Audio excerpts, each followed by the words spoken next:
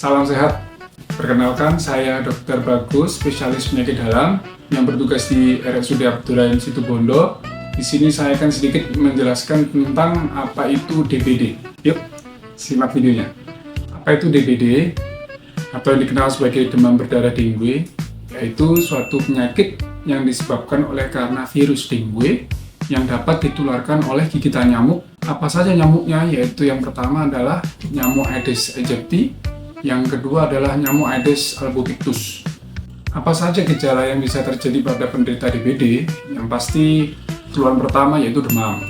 Dapat disertai keadaan menggigil atau demam tinggi, kemudian nyeri kepala, nyeri persendian, nyeri otot, mual muntah, lemah, tidak ada tenaga, nafsu makan yang menurun, atau dalam kondisi yang berat dapat terjadi perdarahan spontan seperti mimisan atau gusi berdarah.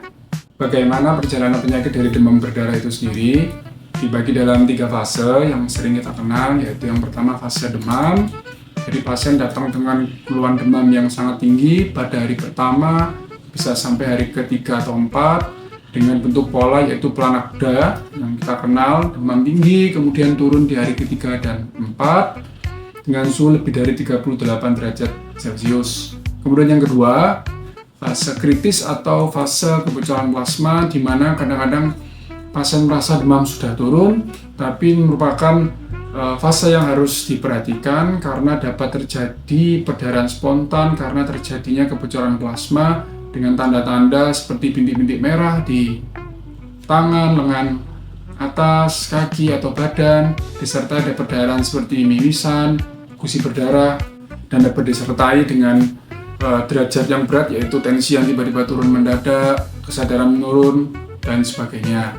Kemudian yang ketiga yaitu fase recovery atau fase pemulihan yang dapat terjadi di hari ke-6 atau 7 dari demam awal timbul, di mana pasien sudah merasa demam itu menurun, nafsu makan mulai membaik, kemudian mual muntah juga berkurang. Tapi yang perlu diingat bahwa setiap individu memiliki perjalanan penyakit yang berbeda-beda dengan berbagai macam komplikasi yang dapat terjadi. Jadi bagaimana penanganan awal pada pasien dengan demam berdarah? Yaitu pastikan pasien tidak dalam keadaan dehidrasi atau kekurangan cairan. Karena pada pasien DBD dengan kondisi yang kekurangan cairan akan semakin memperburuk atau memperparah kondisi pasien.